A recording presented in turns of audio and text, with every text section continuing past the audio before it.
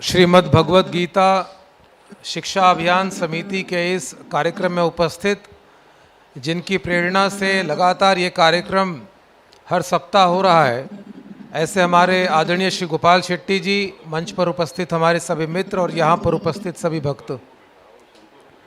Sir, ये internal एक बैठक हो रही है जिसके अंदर हमारे सभी जो एक्टिव भक्तगण हैं वो भी हैं, हमारे मैनेजमेंट कमेटी के भी कुछ सदस्य यहाँ पर उपस्थित हैं और इस अभियान में जो लोग बहुत सक्रिय सहयोग करते आ रहे हैं ऐसे साथी भी हमारे यहाँ पर उपस्थित हैं। जैसा कि आप सभी लोगों को पता है कि पिछले 6 महीने से लगातार श्रीमद् भगवत गीता के प्रवचन, उसके शिक्षा यहाँ पर लगातार चल रहे हैं।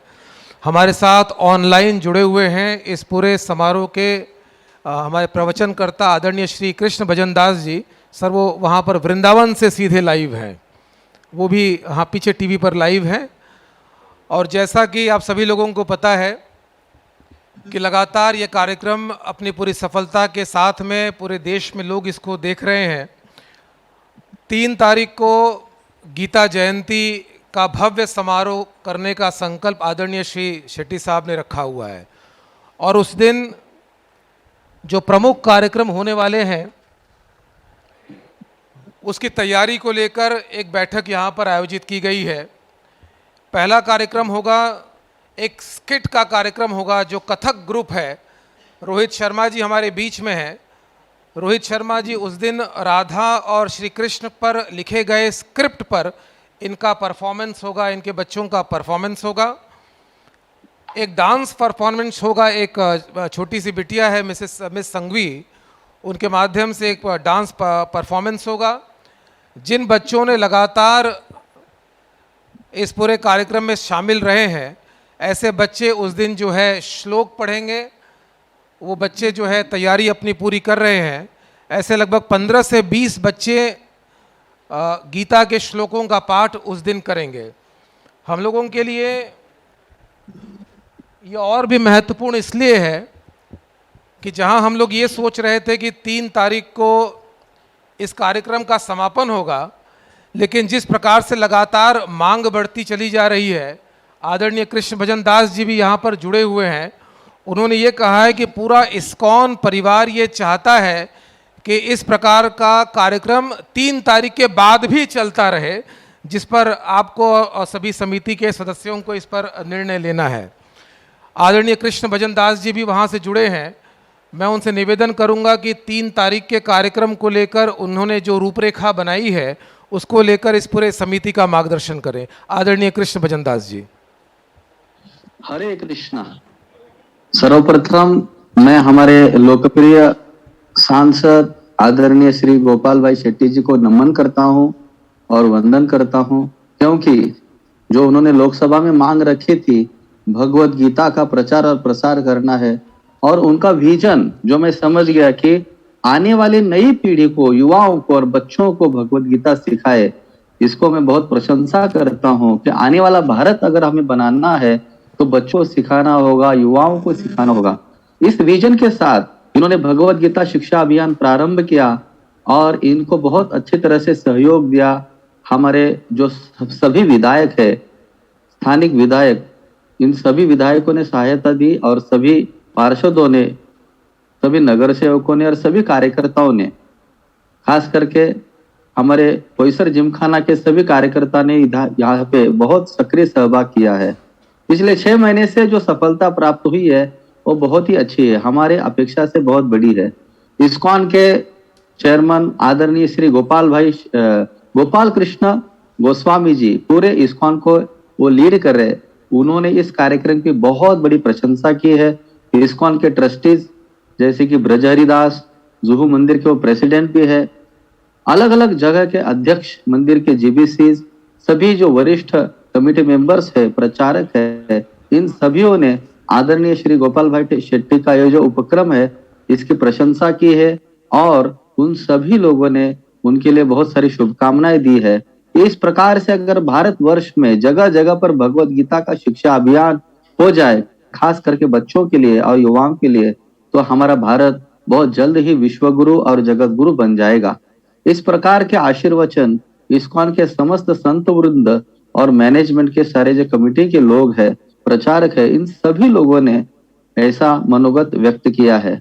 मैं आदरणीय गोपाल भाई शेट्टी जी का बहुत ऋणी हूँ कि जिन्होंने हमें यह अवसर दिया, और उनके साथ साथ योगेश दुबे जी ने हमें यहाँ आने के लिए बहुत ही प्रशंसा की, आप आइए और ये कार्यक्रम करिए, क्योंकि इसी कार्यक्रम के वजह से बहुत सारे लोग जुड़ते जा रहे हैं। जैसा कि साथ ही साथ मुझे कई सारे लोगों ने घर पे बुलाया था। शेट्टी साहब की बहन जी जो अमेरिका से आई है, उन्होंने घर पे बुलाया, उनका जन्मदिन था। करुणाकर जी ने घर पे बुलाया, उनका भी कुछ फंक्शन था। तो ऐसे मुझे समझ में आया कि कितने सारे लोग इस कार्यक्रम से लाभान्वित हो रहे हैं और उन लोगों को भगवत गीता का लाभ होगा। केवल इतना ही, इतने सारे विद्यार्थी अभी गोपाल भाई जी, हम एक प्रोग्राम लॉन्च करने वाले हैं बच्चों के लिए, स्कूल गीता कॉन्टेस्ट। जो बच्चे रहेंगे 5 से 10 तक, उन बच्चों को हम भगवत गीता कॉन्टेस्ट स्कूल में जाके सिखाने वाले हैं, स्कूल में गीता कंपटीशन लेने वाले हैं, जिसका संकल्प मैंने योगेश दुबे जी, करुणाकर जी को और हमारे जिमखाना के कुछ कार्यकर्ताओं के सामने रखा था।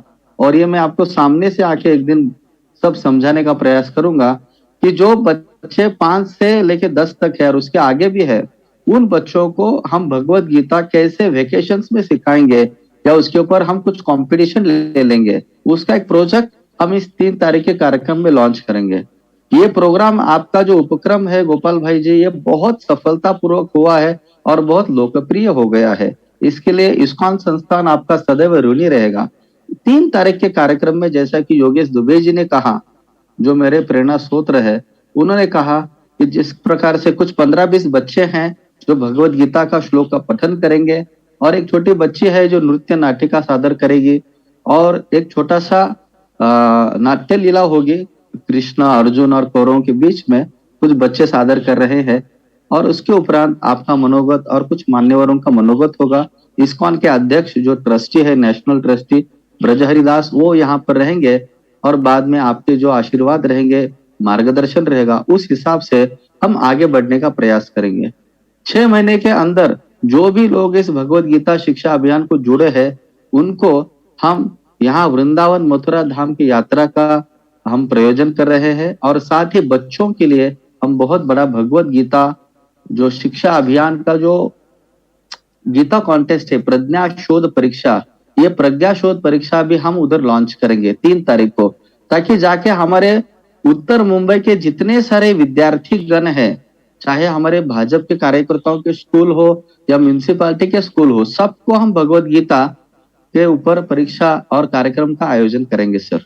जो आपका विजन है उसको सपोर्ट करने का कार्य हम इस्कॉन जुहू के माध्यम से कर रहे हैं, बच्चों को और युवाओं को सिखाना भगवत गीता।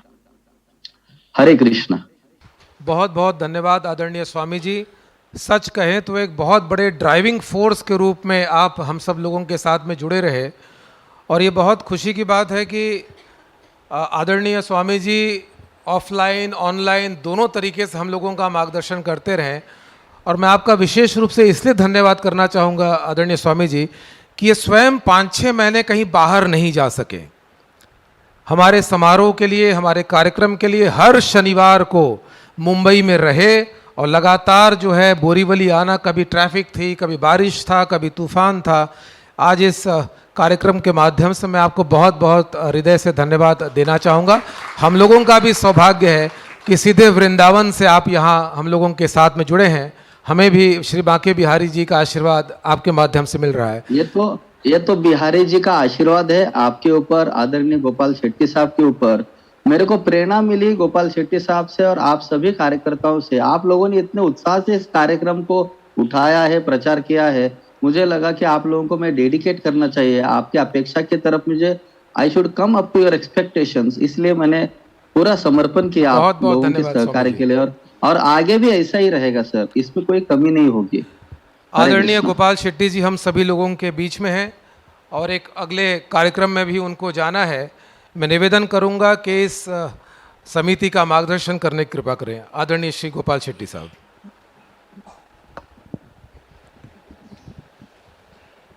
नमस्कार।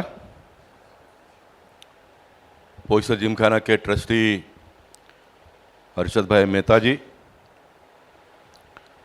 भगवत गीता अभियान के संयोजक करके तय तो नहीं किया था, लेकिन जिस प्रकार से योगेश दुबे ने इस कार्यक्रम को चलाया, मुझे कहना पड़ेगा संयोजक डॉक्टर योगेश दुबे जी, उत्तर मुंबई जिला के महासचिव दिलीप पंडित जी, पोईसर जिमखाना के अध्यक्ष मुकेश भंडारी, संतोष सिंह, करुणाकर शेट्टी, अमर शाह, प्रोफेसर मेहता, उपस्थित सभी बहनों और भाइयों, मैं पोईसर जिमखाना और इस्कॉन ये दोनों संस्थाओं का हृदय से अभिनंदन करना चाहता हूँ और विशेष करके कृष्ण भजन दास जी का मैं धन्यवाद आप सबकी ओर से अदा करना चाहूँगा, जिन्होंने बहुत ही अच्छे तरह से जो हमारा कार्यक्रम था उसको शुरुआत से लेकर अंत तक बहुत ही अच्छे ढंग से उन्होंने चलाया और बहुत सारे लोगों का दिल जीतने का काम उन्होंने किया। वैसे ये कार्यक्रम पॉलिटिकल नहीं है, ये कार्यक्रम राष्ट्रीयता से जुड़ा हुआ है। पॉलिटिकल कार्यक्रम होता तो हमारे बाकी के सारे विधायक और सारे नगर सेवकों ने इसको उठा लिया होता था, लेकिन किसी ने नहीं किया। और मैं मानता हूं कि इस प्रकार का कार्यक्रम कुछ ही लोगों के भाग्य में होता है करने का, ये हमारे भाग्य में था, इसलिए हम सब अपने आप को गौरवान्वित महसूस करें। लेकिन ये करना पड़ेगा, इसको चलाना पड़ेगा। और मैंने पहले शुरुआत के दिन में भी कहा था कि मेरा जो जीवन रहा है वो कोई भगवत गीता या रामायण को पढ़कर समझकर मैं आगे नहीं बढ़ा। निश्चित राजनीति में 32-31 साल पूरे हो गए तो बहुत सारे कार्यक्रमों में जाने का अवसर प्राप्त हुआ और थोड़ा थोड़ा समझने का मौका मिला। और मैंने पहले दिन जब उद्घाटन हुआ तब कहा था कि भगवान की इच्छा होगी तब ये हुआ है करके, और मैंने इसका प्रोसीजर बताया। फिर एक बार लाइव है इसलिए बताना चाहता हूँ लोगों को। हमारे पार्लियामेंट का एक प्रोसीजर होता है,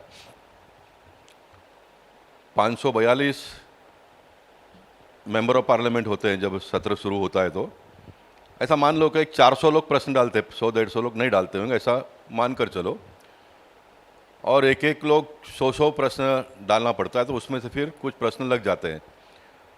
तो 400 लोग भी अगर 100 डालते हैं तो कितना 40,000 होता है इतने बड़े पैमाने पे इसकी संख्या हो जाती है। और फिर उसमें से 20 प्रश्न चुने जाते हैं एक दिन के लिए। तो 20 में जिसका नंबर आएगा उसका लिस्टेड होता है, 20 लोगों का नाम लिस्ट होता है।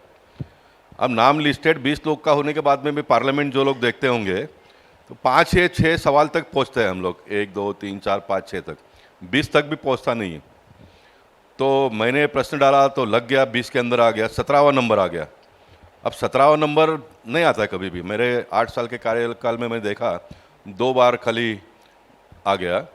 वो भी इसलिए आ गया कि कांग्रेस के लोग वहाँ पर धरना प्रदर्शन करते, तो जब उनका नाम पुकारा जाता तो भाग नहीं लेते क्योंकि धरना कर रहे हैं, आंदोलन करते होते हैं।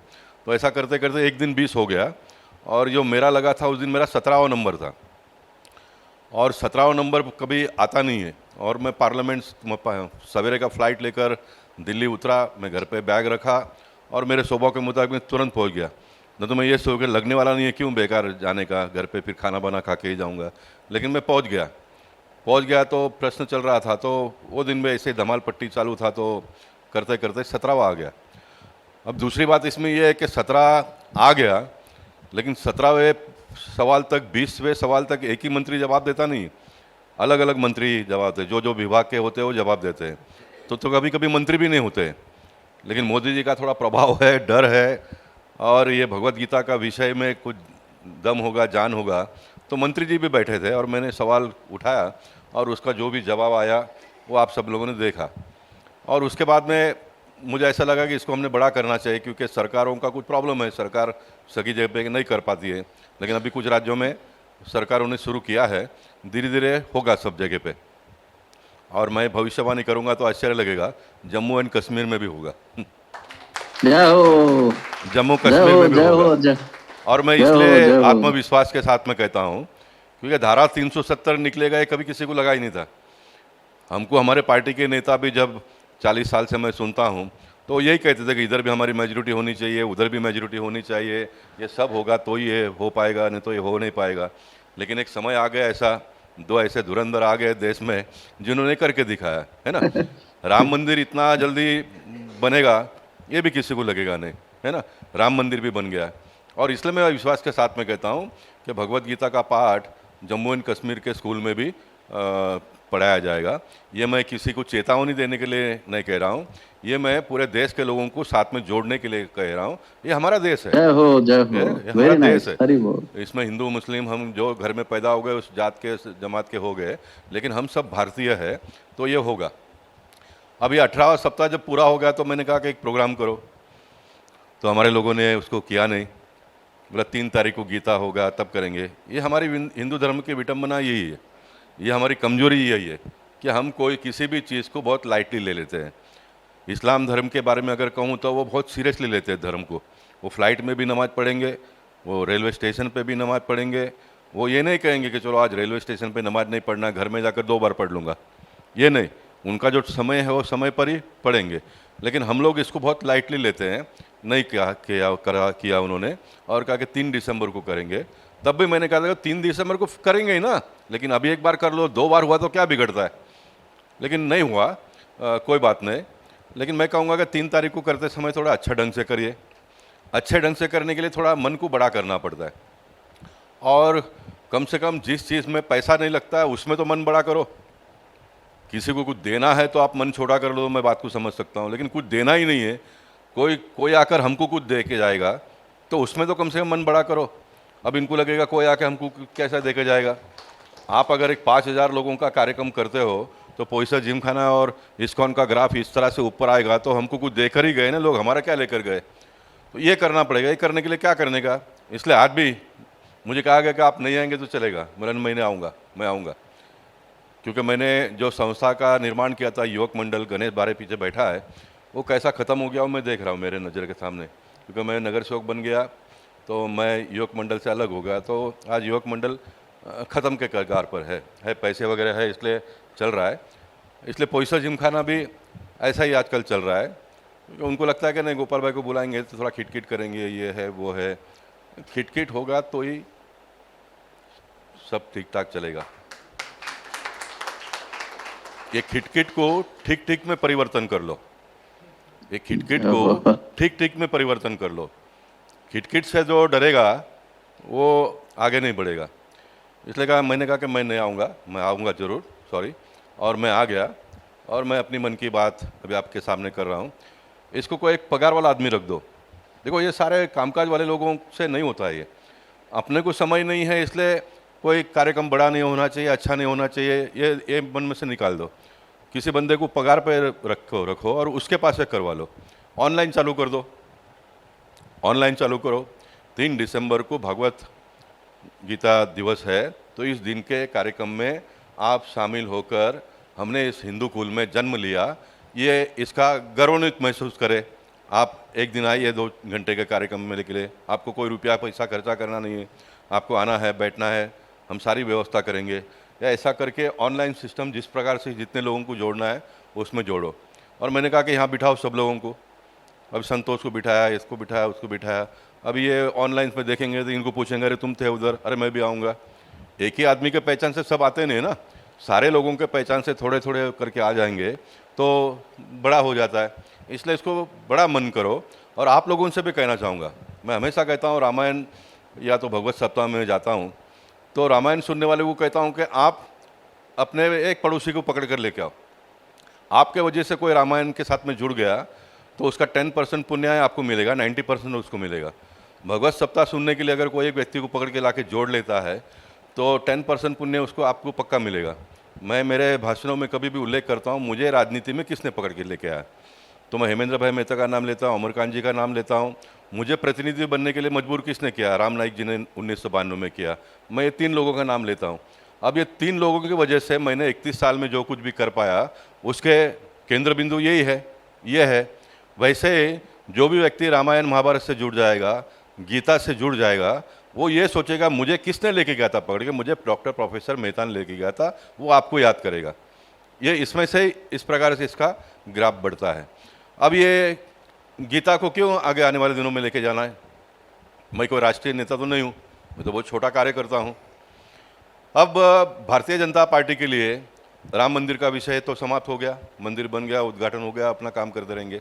370 खत्म हो गया, समान नागरिक कायदा भी आने वाले दिनों में आ जाएगा। आपके पास विषय कौन सा रहेगा? तो आपको यह विषय को लेकर पंडित आगे चलना पड़ेगा। तो ये विषय भगवत गीता को चरम सीमा पर पहुंचाने का, सब पूरे देश के सभी स्कूलों में सिखाने का, ये उसका एक जरिया हो सकता है। तो ये एक आंदोलन का स्वरूप आने वाले दिनों में लेगा। उसको किसी ने तो आगे बढ़ाना चाहिए और इसको बढ़ाओ। अब गीता क्यों चाहिए? गीता की आवश्यकता क्या है? गीता ना कोई हिंदू मुसलमान की बात करता है, न कृष्ण की बात करता है, न सिख धर्म की बात करता है, ना कुछ। गीता हमको नीति और नियति सिखाने का काम गीता के माध्यम से होता है। आप संकट में हो तो उसमें से बाहर कैसा निकलने का, ये आपको गीता सिखाता है।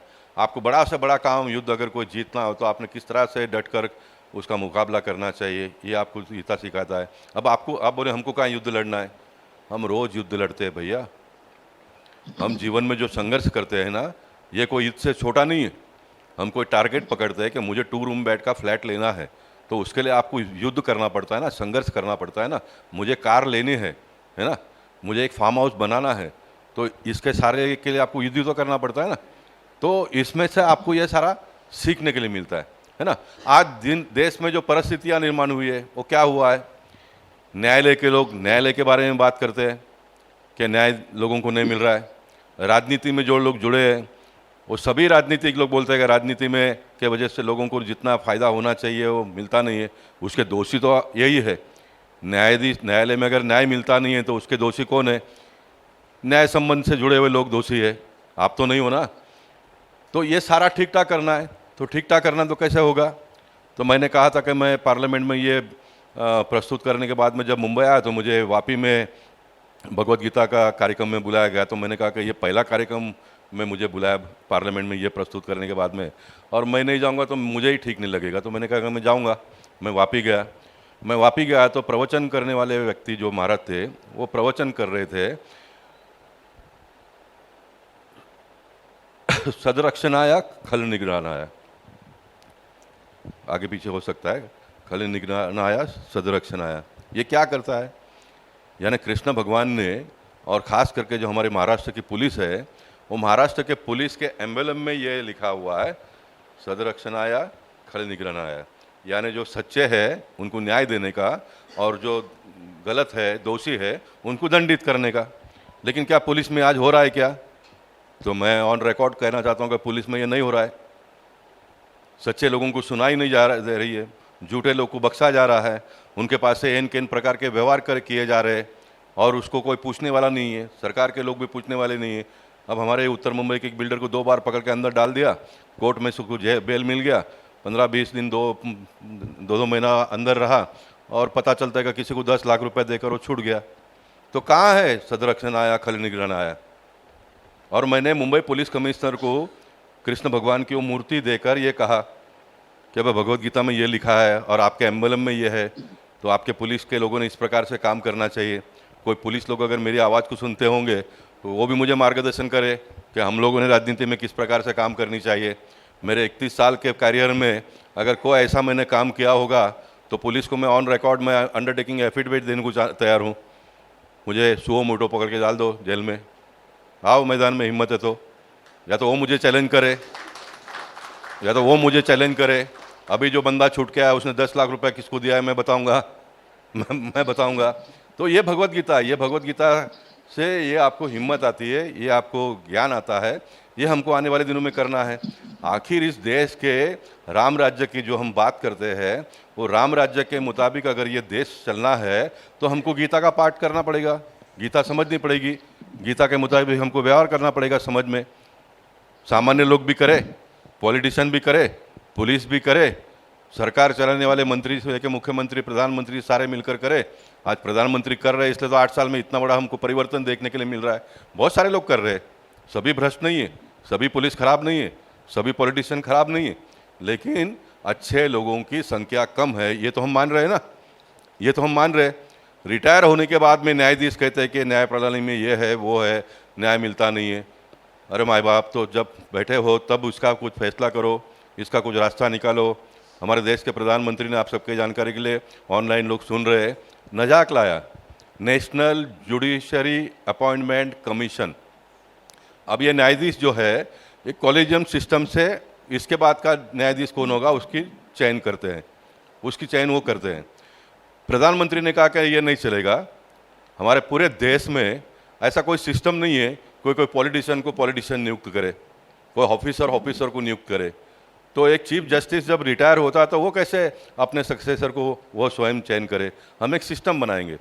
तो प्रधानमंत्री ने क्या सिस्टम बनाया, बिल लाया पार्लियामेंट में, 4 लोगों की कमेटी बनाई, देश के प्रधानमंत्री, देश के राष्ट्रपति, जो चीफ जस्टिस रिटायर होंगे वो 3, और चौथा विपक्ष का नेता 4, यानी पूरा देश का पूरा सिस्टम इसमें आ गया। अब विपक्ष के नेता को सिस्टम में आने के लिए उनका विपक्ष पद उसको मिलना चाहिए पार्लियामेंट में, और वो विपक्ष पद मिलने के लिए उनकी 60 की संख्या होनी चाहिए, कम से कम 60 उस पार्टी के एमपी चुनकर आना चाहिए। लेकिन 2014 में कांग्रेस के 44 आए तो 60 नहीं होते।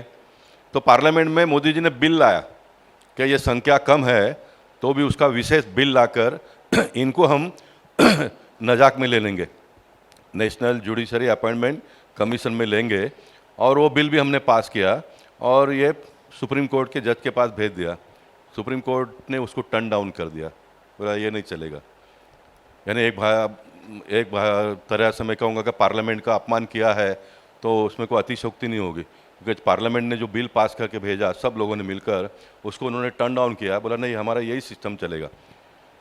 अब ये सिस्टम चलेगा तो कैसे होगा, अगर ये 4 लोग बैठेंगे, प्राइम मिनिस्टर, राष्ट्रपति, चीफ जस्टिस रिटायर होने वाले और विपक्ष के नेता, तो आने वाले दिन के लिए भी कुछ डिस्कशन करके बातचीत कर सके ना। अब तो एक दूसरे को मिलते ही नहीं है, एक दूसरे के साथ में मिलना ही नहीं होता है, वार्तालाप ही नहीं होता है। तो ये कमीशन के माध्यम से जब कभी भी वो मिलेंगे तो क्या अच्छा हुआ, नहीं आपने आपके कार्यकाल में बहुत अच्छा किया, ये जजमेंट आपने बहुत अच्छा हुआ, इससे देश के लोग बहुत खुश है, बात हो सकती है। लेकिन ये 4 प्रॉब्लम भी है, हमको आने वाले दिनों में इसके ऊपर काम करना है।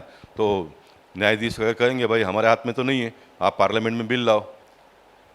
अब ये पूरे देश में मुंबई हाई कोर्ट करके चल रहा है, महाराष्ट्र के नाम पे हाई कोर्ट नहीं है, क्योंकि पहले गुजरात और महाराष्ट्र एक था और मुंबई स्टेट था, तो मुंबई हाई कोर्ट करके चलता है। लेकिन 1960 के बाद में महाराष्ट्र गुजरात अलग हो गया, तो उनका सब हाई कोर्ट नाम से वो हो गया, लेकिन मुंबई का अभी तक महाराष्ट्र का हुआ नहीं है।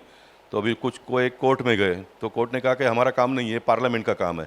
अब मैं उसके लिए कोशिश कर रहा हूँ, मैंने ऑलरेडी चिट्ठी लिख दी है, तो पार्लियामेंट का काम है तो पार्लियामेंट करेगा। तो ये 4 लोग कहेंगे ना कि आप इस प्रकार का बिल लेके आओ, तो उससे आने वाले दिनों में हमारी जो न्याय प्रणाली है वो सुदृढ़ होगी और देश के लोगों को इसमें बड़ा फायदा होगा। अब प्राइम मिनिस्टर इतना तड़प कर हमेशा बात करते रहते हैं, इतना सारा केसेस पेंडिंग है, इसको क्लियर करो, जल्दी करो।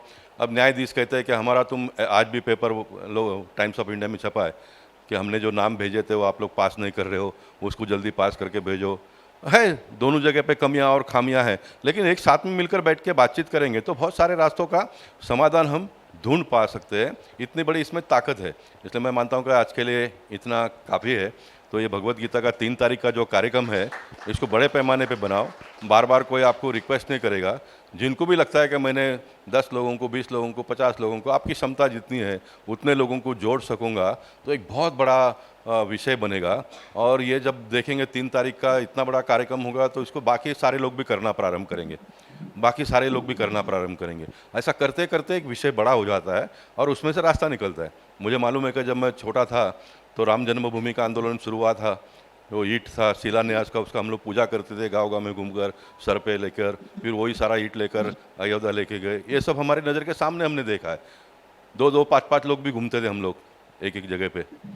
तो ऐसे ही छोटा विषय को लेकर आंदोलन करके कोई भी आंदोलन बहुत बड़ा होता है और देश इसी से चलेगा ना। करेक्शन तो हमको यही सारा करने का। हम हिंदू राष्ट्र की बात करते हैं, हिंदू राष्ट्र क्या है इसका थोड़ा और व्याख्या हो जान दो।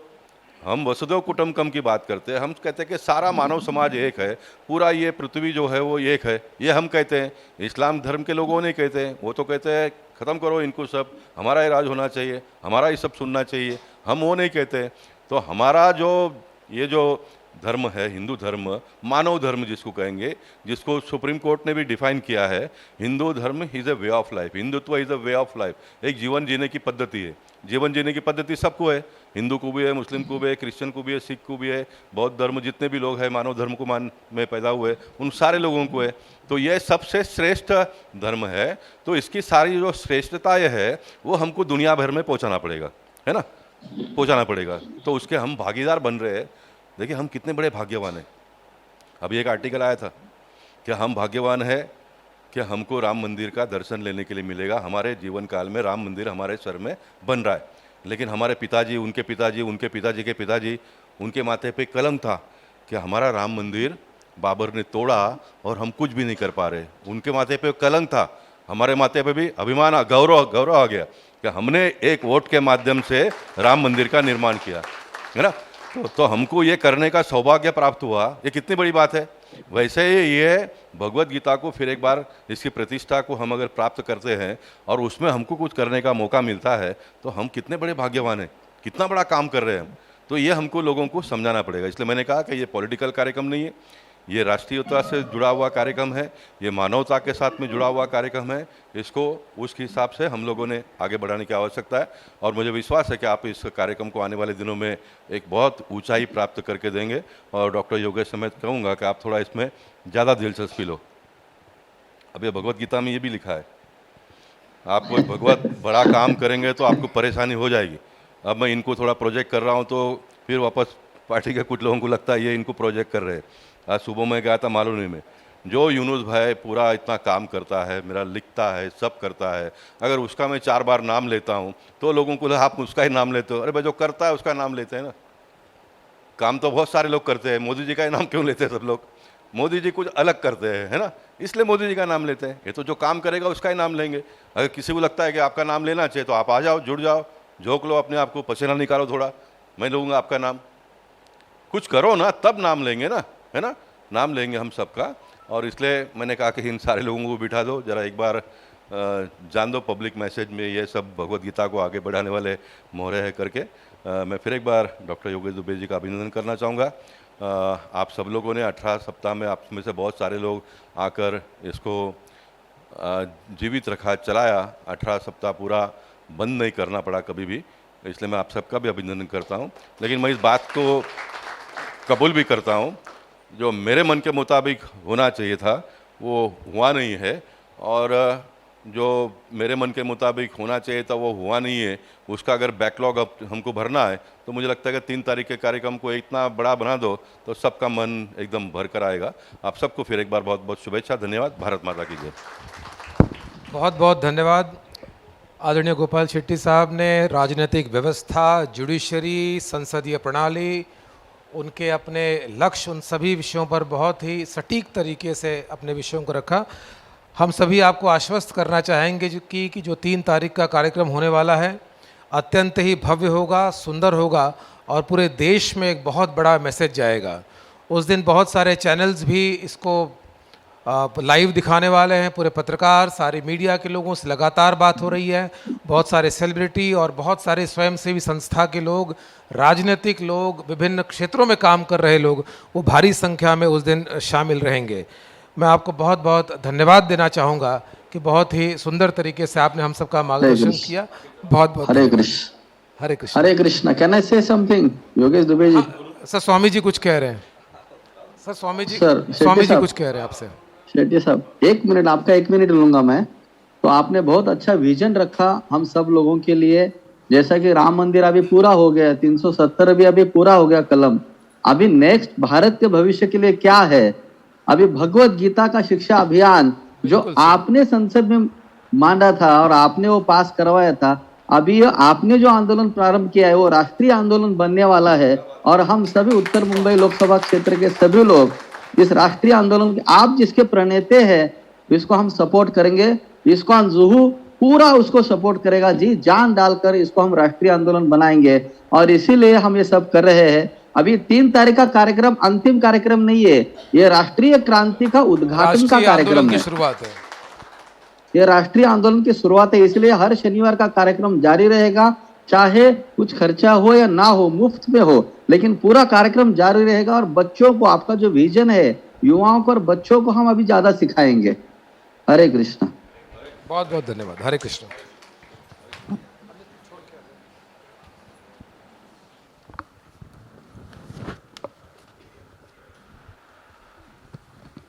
आप में से अगर कोई सुझाव देना चाहते हैं कि 3 तारीख का कार्यक्रम कैसा हो, वो सुझाव दें और सुझाव देने के बाद उसमें शामिल भी रहें।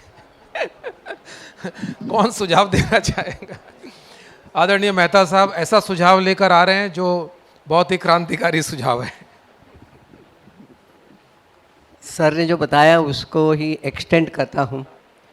आजकल social media, because time is very short, तो मैक्सिमम सोशल मीडिया का डिजिटलाइजेशन, नेटवर्क, व्हाट्सएप है, ट्विटर है, पहले एक अच्छा सा ड्राफ्टिंग बना लो जो सर्कुलेट हो जाए सब जगह में गीता के ऊपर। स्कूल, कॉलेजेस, धार्मिक संस्था, जो लोकल एसोसिएशन है, फेडरेशन है, वहाँ ये सब जहाँ ज़्यादा से ज़्यादा लोग जुड़ सके, तो in the beginning you prepare a very good write-up in Hindi and other languages which can be published in social media. This is my one minimum suggestion. और कोई अपने सुझाव देना चाहते हैं? हाँ, आपने तो दिया था करुणाकर जी को सुझाव। अच्छा, कुछ नया होगा तो ज़रूर आप आइए।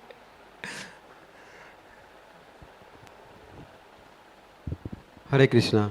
जैसे ये प्रोजेक्ट को आगे बढ़ाना है हमें स्कूल में, तो मैं चाहूँगा जैसे मेरे कांटेक्ट में जो भी शैक्षणिक संस्था है, स्कूल है, कॉलेज है, तो वहाँ पे प्रिंसिपल को मिलके मैं एक दूत बन के गोपाल जी का मैसेज वहाँ पे जाके उनको प्रेजेंट करूँ।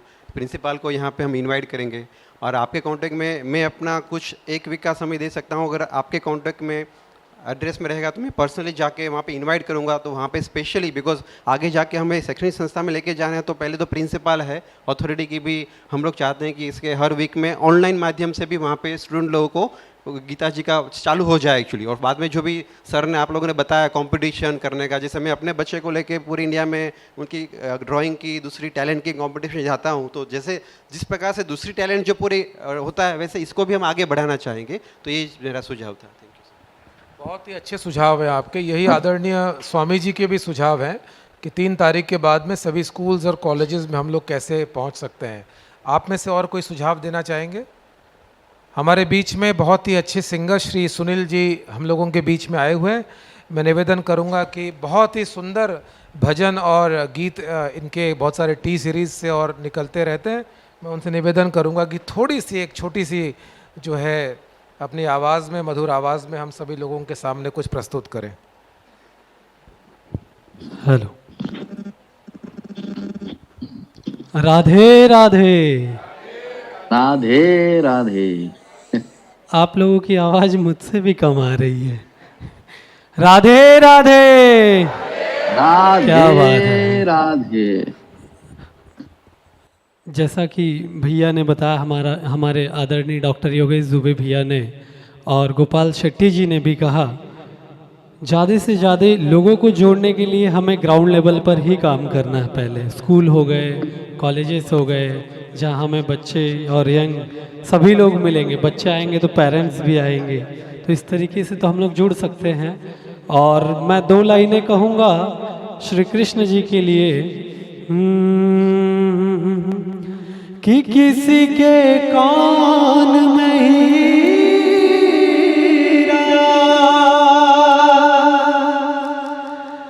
किसी नाम में हीरा, कि किसी के कान में हीरा,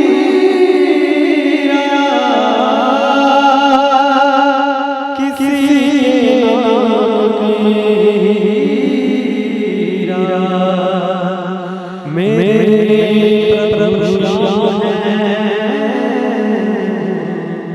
अपने आप मेरा, मेरे प्रभु श्याम है अपने आप मेरा, कि दिल लगा 16 कलाओं के मालिक श्री कृष्ण भगवान बताए गए और राम 14 कलाओं से पृथ्वी पर एक व्यक्ति मानव रूप में आना आदमी के रूप में आना रावण का वध करके लेकिन श्री कृष्ण भगवान 16 कलाओं श्री कृष्ण भगवान जिन्होंने 16 कलाओं लेकर पृथ्वी पर तो कहूँगा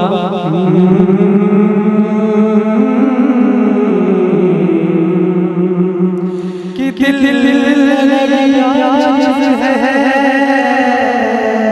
हमारे आदरणीय महाराज जी ये चार लाइनें जो श्री कृष्ण भगवान के चरणों में देव सेवा और हम जैसे लोगों को हमसे अज्ञानियों को दूर करने के पर कृष्ण भगवान से बड़े छोटे आप कृष्ण तत्व लेकर चलिए जीवन में आप कुछ नहीं देंगे सब जय जय राम कृष्ण तो कहूँगा कि दिल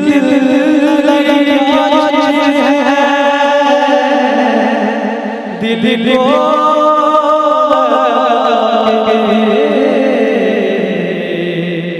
कभी मुस्कुरा दे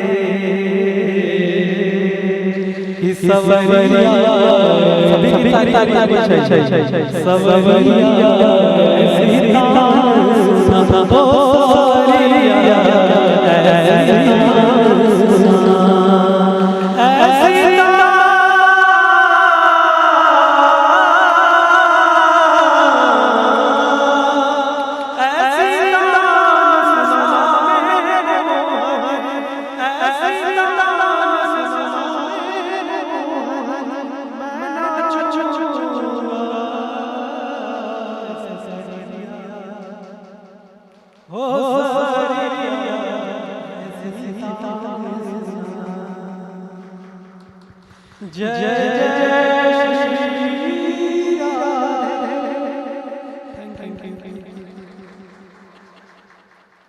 जय जय श्री राधे जय राधे श्री राधे।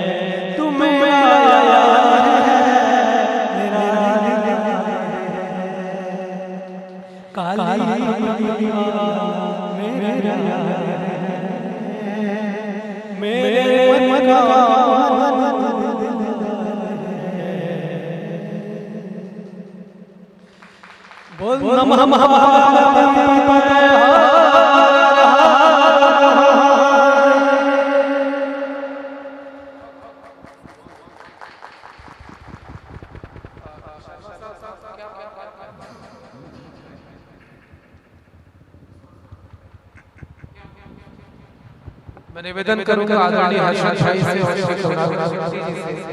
कि वे स्वागत करें श्री सुनील जी आदरणीय मेहता साहब और अशोक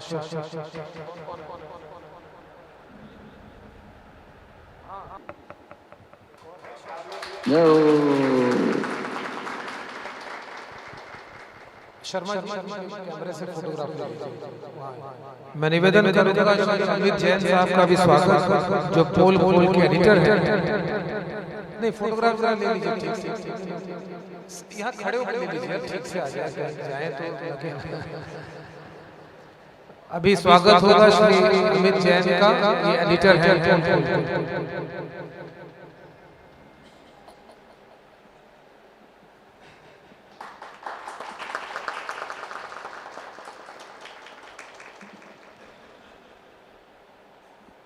सुनील तुम्हारा सुनील जी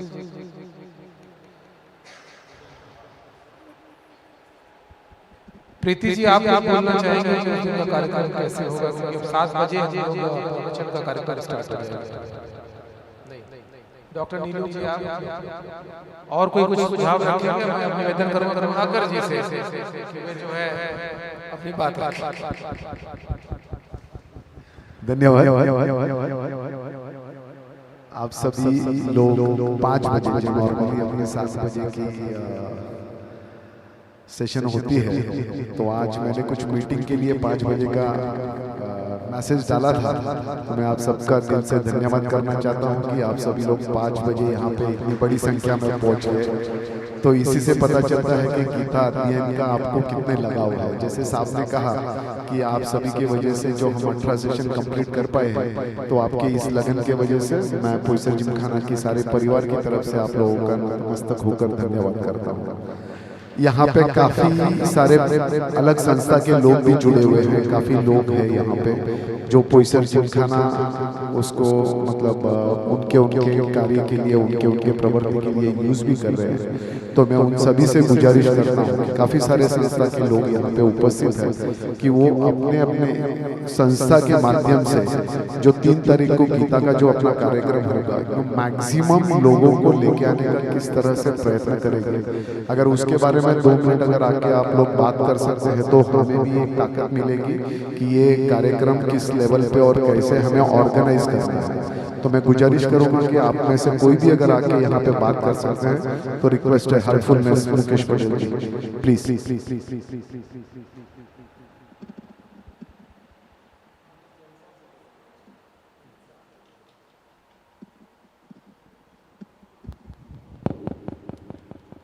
तो मेरा एक योगेश जी एक सुझाव था कि देखिए, अगर हम पूरा विश्व को देखिए तो जो गलत लोग हैं ना वो संगठित है, गलत लोग जो है वो संगठित है, लेकिन जो साधु संत और सच्चे लोग माने जाते हैं, अच्छे लोग हैं, वो संगठित नहीं है, एक मंच पे आना ही नहीं चाहते।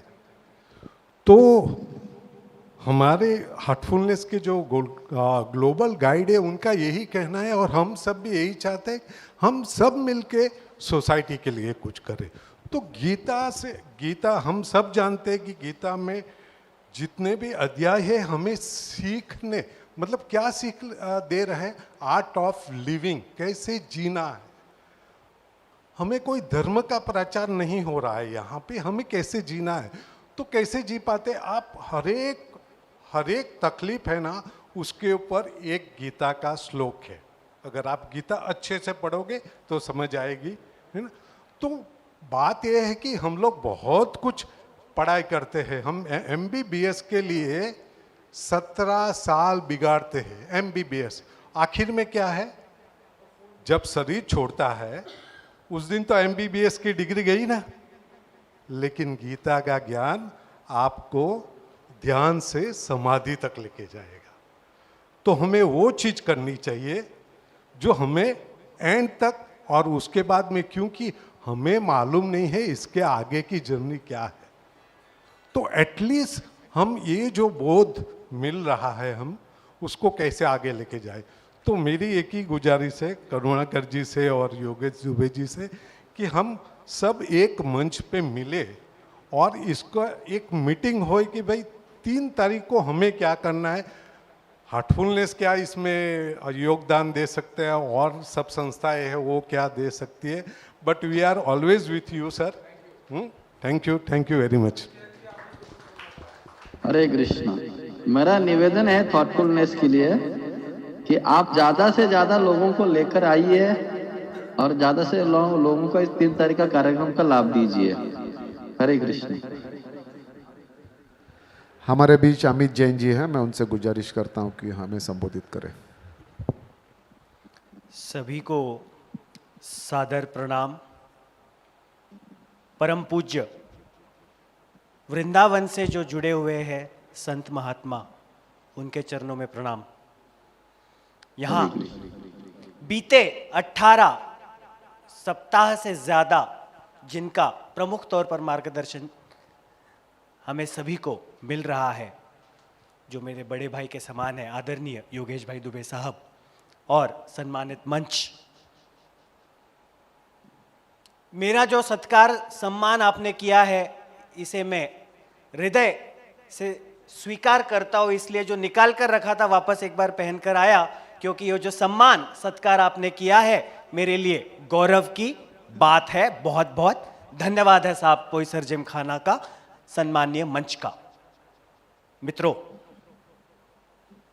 भक्तगण यहाँ पर बैठे हैं, मैं किस प्रकार से सहायक बन सकता हूं, यह विषय को लेकर अगर आपके सामने आया हूं तो मेरा कहीं ना कहीं दायित्व है कि मैं इस प्रोग्राम में गिलहरी की जो भूमिका छोटी सी रही, राम सेतु के निर्माण में कम से कम उतनी भूमिका निभा सकूं।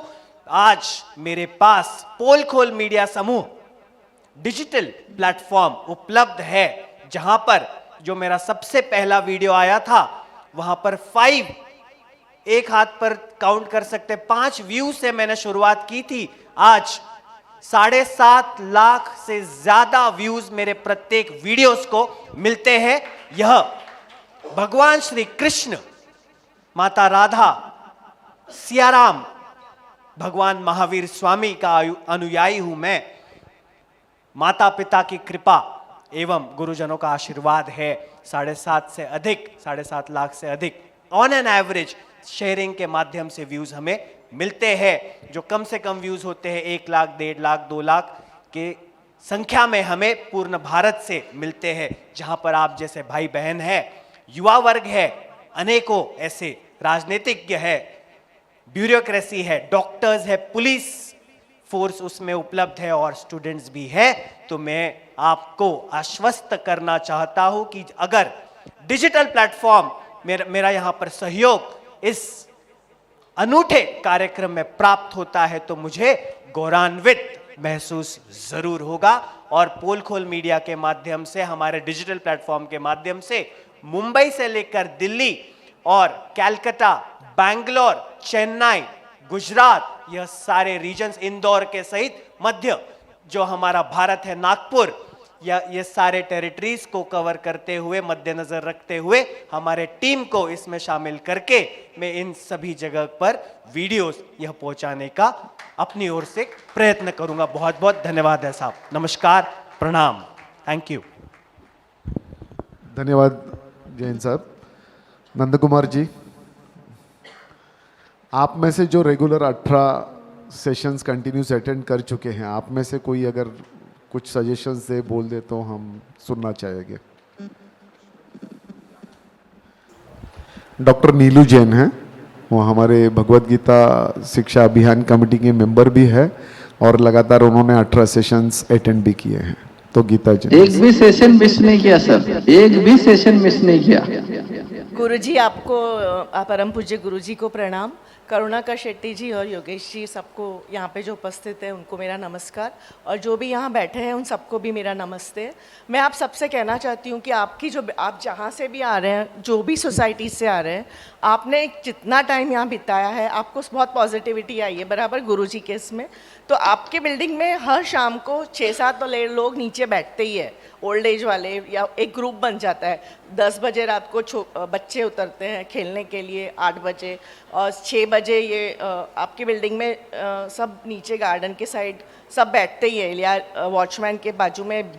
तो आप उन सब लोगों को लाने का कोशिश करिए। हर एक अपनी बिल्डिंग में शाम को, जैसे मेरी बिल्डिंग में भी नीचे 10 लोग बैठते हैं, तो मैं उन सबको रिक्वेस्ट करूंगी कि उस दिन आप यहाँ आइए 3 तारीख को।